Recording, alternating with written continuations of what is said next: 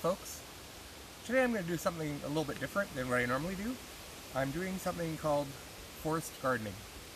I'm at a property I own. It's kind of in a remote foresty type area, and I have a forest understory here. And I can take advantage of that because certain things only grow in a forest.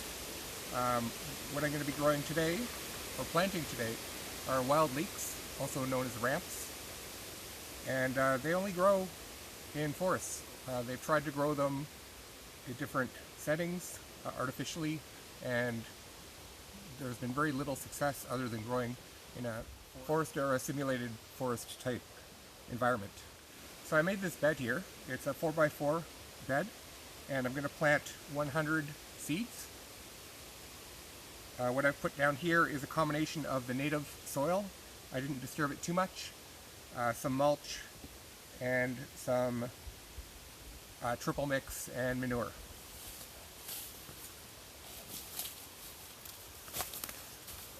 So you can see these seeds here. They're wild leeks, ramp seeds. There's 100 of them, and it says wildcrafted in fall of 2014. Now, wildcrafted means they were collected. It's a term for collecting wild seeds from natural environments, forests. So that explains that. You'll see that term used when you're looking to buy seeds for native type trees, especially forest ones like this. Now, the thing to note with growing this type of plant is it goes through a process of 2 stages before starting to grow. The first stage is the embryo inside the seed needs to mature. So you need to plant it in a warm time of year. For me, mid-August is a good time to plant.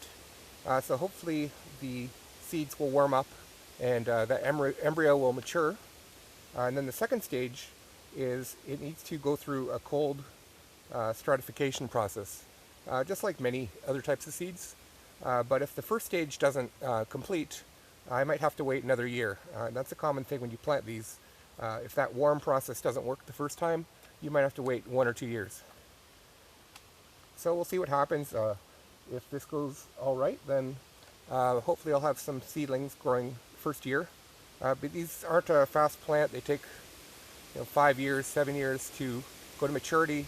This is more of an experiment for me than to actually expect something in the near future, but we'll see what happens.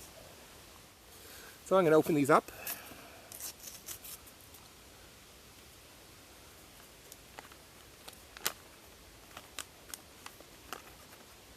They're kind of vacuum sealed.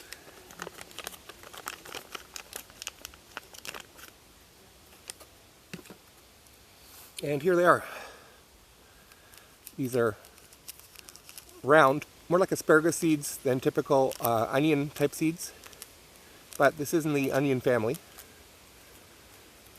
So I'm just basically going to broadcast these. I'm not going to plant them in rows.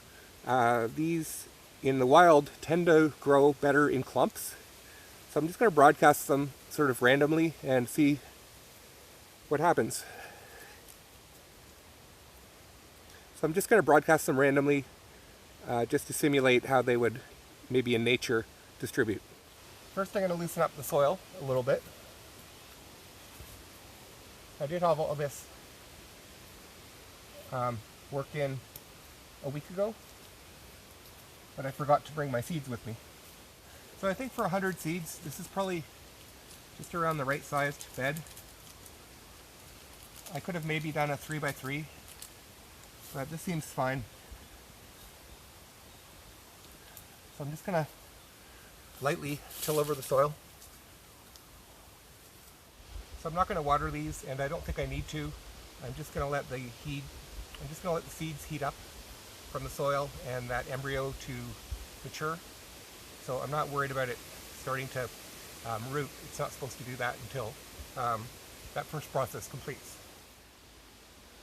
And here's another understory crop that I'm growing. This is wasabi. I didn't plant this from seed. I did buy a small seedling in the spring. And the way these mature are the stems grow up. So the higher the stem grows, the more wasabi I'll get at the end of the season. I'm going to try and overwinter it, but that's very difficult. I did try to artificially grow this near my house, or in my backyard, inside a plastic bin with a sort of a semi-cover. I had a great bit of difficulty with that. The leaves were falling off. I lost several layers, but at least with this plant as it matures, it keeps adding new leaves. I have a bit of a slug problem here too. So I've put out some little trick with the bottle of beer and a little thing like this. And I think I've got rid of the slugs for now. And I'll just let this new growth come out and hopefully that'll be healthy. But it's been kind of a fun but difficult plant to grow so far. So we'll see what happens with that. But it definitely likes being under a forest than my backyard. So if it does survive the winter, I think it'll come back out here. So that's my little forest experiment. And I guess we'll see what happens. Might be a long time before you get much of an update on this, but if I see anything happen, I'll make another video. Thanks for watching.